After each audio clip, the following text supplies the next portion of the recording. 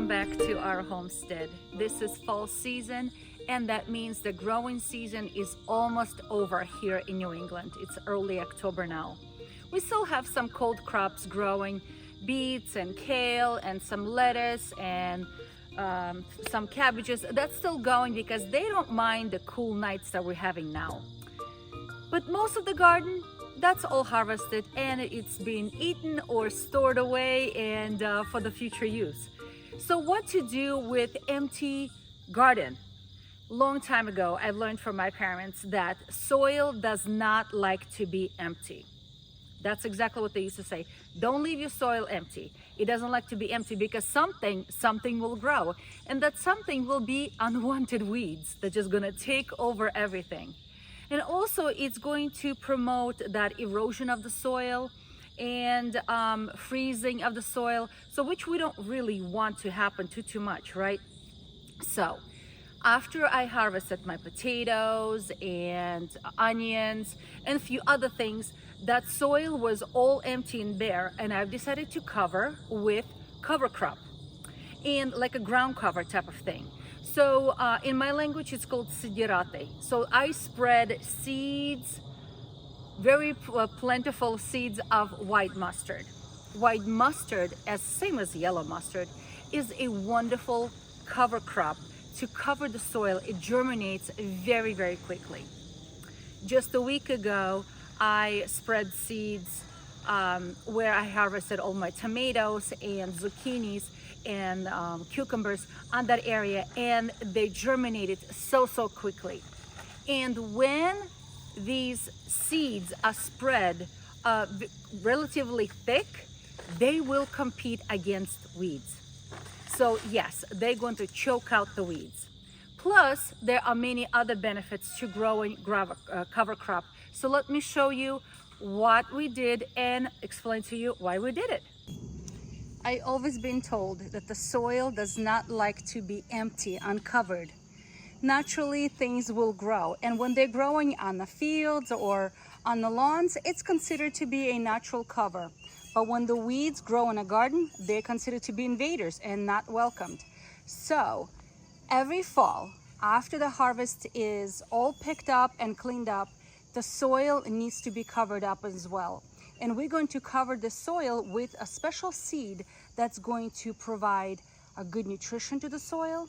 It's going to help us to fight kind of invading weeds, and it's going to help us to keep it mulched. So yes, so this ground cover is going to do lots and lots of good things. So let's start doing that.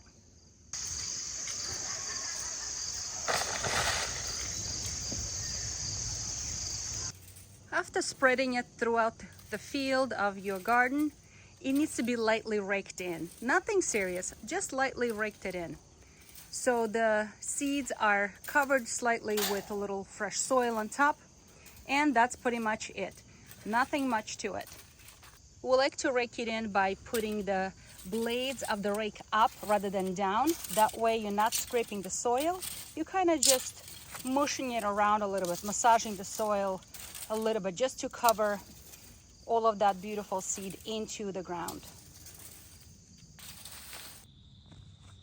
Here are our cover crops of white mustard. This can be used as a yellow mustard as well.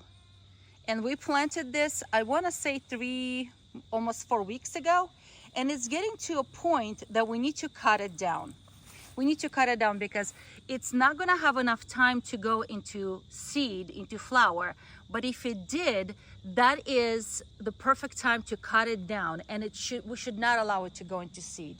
Okay, we're going to cut it down. And most people talk about either tilling your soil, turning your soil. We're not going to do that. All we're going to do, we're going to come here with a weed whacker and we're going to cut it down, just like unruly lawn. We're just going to cut it down and allow this to fall down onto the ground, onto the soil, just like this, and turn into mulch. That's all we're going to do. So some people may think that it's controversial, but I find that turning this upside down, I'm going to bring some of the seeds of weeds that may be choked out underneath the soil, I'll bring it back up to surface. And I don't want to do that. Instead, I will allow this to become mulch. The structure of the root system right now is pretty thick because I did spread it pretty thick. So that is competing against weeds from coming up, and it provides beautiful source of nitrogen and other nutrients. Plus, it helps to fight nematodes that can be harmful to the soil. So I covered my entire garden. You can see it's everywhere. So like I said, this was planted about 3.5, close to 4 weeks ago, where this section was only seeded 7 days ago. And they came up nice and strong. Look at that, nice and strong. They germinated very beautifully, and it's growing like a forest everywhere. I do know that if it is not thick enough, it will allow weeds to come through and show the ugly head. But if they are thick enough, they will choke them out. So that's also a wonderful way to prevent soil erosion. Okay, so for people who have clay kind of soil and thick soil, this will help to prevent that from becoming hardened soil. This will provide aeration as well. The root system will provide beautiful circulation of air and bring moisture and water into the ground. And then for people who have very sandy soil, this will help to keep it from washing out from erosion. There are other cover crops available out there in the market. Rye, clover, but for some reason I like the best mustard.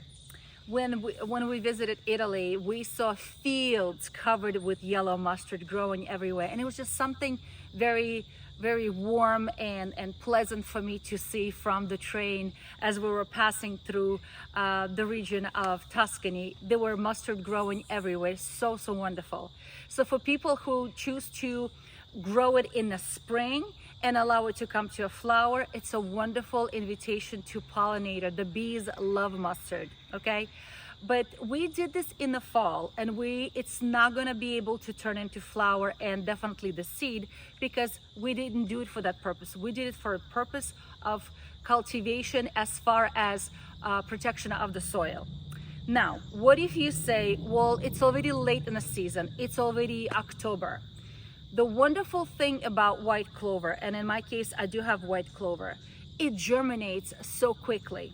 Okay, in 7 days, it's already about an inch and a half tall. And all you need is really 2 weeks of its growth to produce the wanted effect. So if you know the first frost is coming in 2 weeks, seed it today, sow it today into the soil, and it's going to germinate beautifully and provide the beneficial components of it to protect your soil. So again, it's going to protect you from nematodes, it's going to protect you against funguses, bring some nitrogen, prevent erosion of the soil, provide aeration of the soil, and provide natural mulch. And altogether, the soil will be happy. Now, there are a couple of precautions about white mustard. I find the literature that talks about that people who tend to grow cruciferous vegetables and have those white moths flying around and laying eggs and that turn into caterpillars and that they devour your greens, then perhaps it is not a good ground cover to grow.